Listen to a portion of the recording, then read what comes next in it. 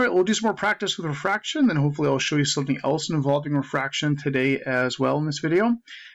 So let's take just a basic refraction scenario again and warm up with that. So here we got a material, some kind of little boundary going on, something like that. And suppose over in here, let's see, we get some light going here. So light's coming in, something like this, then it's going to refract.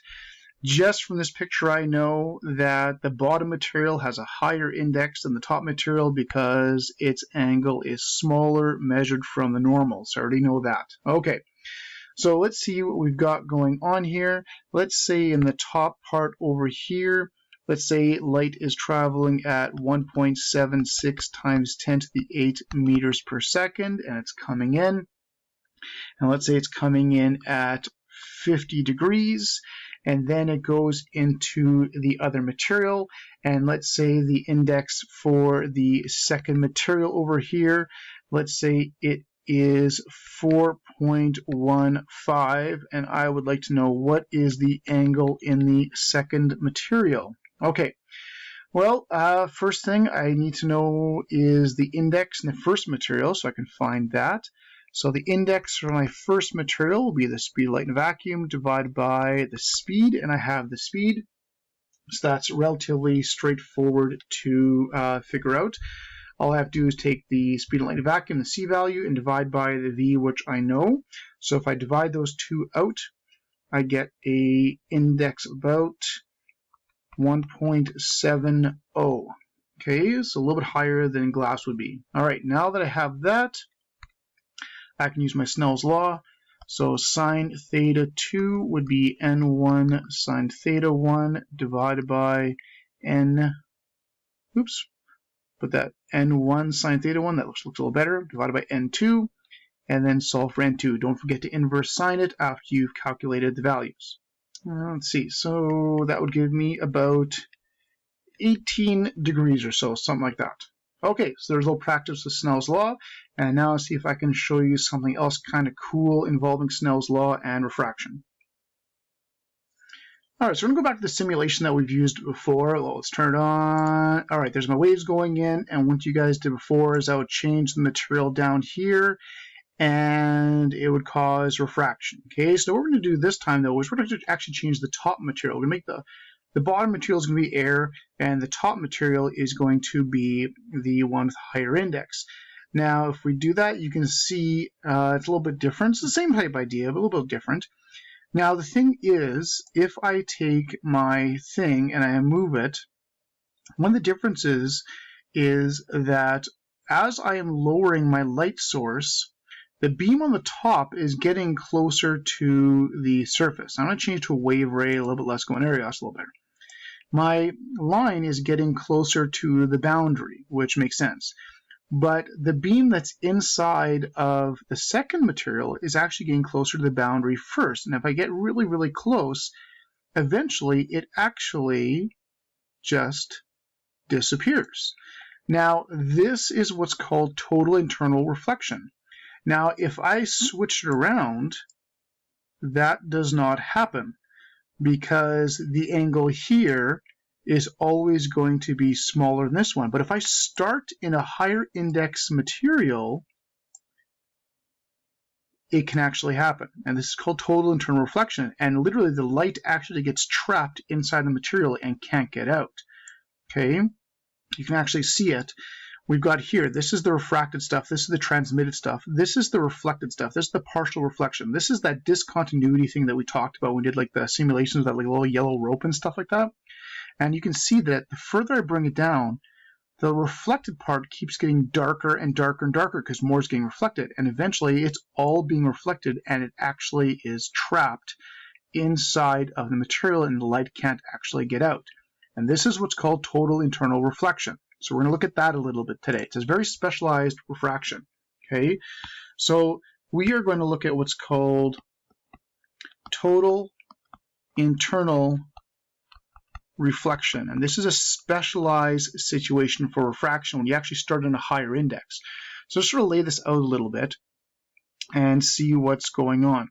So let's take some material. There's my boundary. Okay, and we have to start. You have to start in the higher index material for this to work. All right, so we've got our beam coming in, something like this, and let's say it refracts. All right, so no big deal. So let's sort of lay things out a little bit though. This is a higher index and this is a lower index, could be error or something like that. And we'd have our angle something like this. Okay, now as I move this one down, this beam is going to move up, and this one here actually hits that boundary first. And when that happens, the light will no longer go through, it'll just bounce back, and that's that total internal reflection. Now let's idealize this a little bit and label a couple things. That instant before it switches and starts reflecting, it's sort of technically going straight across like this, and the angle would be 90 degrees. We'd have the angle here, and that would be 90 degrees before it flips. And if we apply Snell's law to that, we can actually work with this a little bit. You guys have before n1 sine theta 1 is equal to n2 sine theta 2. And the specialization comes with that second angle when it's actually at 90 degrees. So if we make that 90 degrees, but the sine of 90 degrees, this right here, the sine of 90 degrees is equal to 1. So that term actually sort of disappears. It's just equal to 1. Now, this is a very special angle. This is then what's called the critical angle, because that is the angle you have to come in at in order to make this equal to 90 degrees to make the whole thing actually work. So n1 sine theta c for critical is equal to n2, and then that last part is just equal to 1, so we don't need to write it. If we arrange this, sine theta c is equal to n2 divided by n1. So what you can do is you can actually find the critical angle between any two materials you want by doing n2 divided by n1 and then just inverse sining it. And you can find out what angle you could actually go up to before it actually gets trapped in the material. Now just from this alone, mathematically, sine theta is always a decimal. So n2 divided by n1 has to be a decimal less than 1. Sine theta can't be bigger than 1. So this tells you the n1 has to be larger. There's no option. And that's why you have to start in the higher index material, otherwise it doesn't work. There's no critical angle when you're starting in a lower index material. It only exists if you start in a higher index material. That's the rule, so to speak. So light can always go from air to water, but light can't always get out of water and actually go to the air. Okay, so that's why, if we sort of sketch things out here a little bit, suppose you've got like a dock or something like that, and you've got water. We'll draw some nice water here, some water, and then underneath the water, you know, you've got the shore and stuff, then there's a whole bunch of stuff at the bottom underneath the water. And if you are standing here and you're looking into the water, if you look into the water, you can always see what's at the bottom right off the dock. There's like a rock down here, something like that. You can see that rock no problem because that light comes from the rock. It goes basically straight up and you can actually see it. If you look a little bit further out, you can see other stuff. Okay, so maybe there's like a little tiny fishy over here or something like that. No big deal. There's my little fishy. You may be able to see the fish because the light from the fish hits the actual boundary. It would actually refract to your eye. Okay, so it actually would change direction a little bit to your eye, and that's why you'd actually see the fish a little bit further out because we trace light back in a straight line. But if we keep on going further out, maybe there's a, I don't know, maybe there's like a little crab over here or something like that, a little pinchy crab. There's my little crab. Okay, you might not be able to see the crab because when the light is trying to get from the crab to you, if it is past the critical angle, instead of the light refracting it to you, the light will actually bounce back. Okay, that's total internal reflection. That's why when you're standing on a dock and you're at like the lake or a pool or something like that, if you look close to you, you can see into the water. But as you look further and further and further out in the water, you can't see into the water anymore. You can only see the reflection of the sky, the other shore, whatever other stuff is out there, because the light that is beneath the water, it might be trying to get to you, but it can't get to you because it's past critical angle and there's total internal reflection. It's kind of cool because if you'd actually go down here, you're swimming down here, there's you swimming down here, and if you actually looked up at the water here, you could actually see a reflection of the crab at that location, because the surface of the water then acts like a mirror, and if you actually looked up here, you would actually see the crab because the light is reflecting from the crab up here, bouncing off to where you are. Okay, so sometimes if you're actually in a pool, like a large pool, and you're in the shallow end, you go underneath the water, and you look at the water towards the deep end, the surface of the water. If there's one of those drainage hole cover things, something dark at the bottom of the deep end, sometimes you can see an eerie reflection of it on the surface of the pool when you're underneath the water towards the deep end.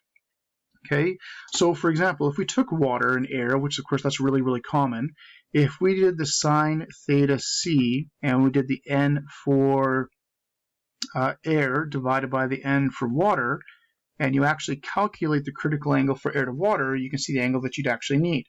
And if we do that, we should get around 48.8 degrees. That's a critical angle between air and water. So if this crab's light is going this way and it's past like 48, 49 degrees, it's getting trapped, it's not going inside. It can't get out. It gets trapped, it's not going anywhere. And that's what critical angle is about.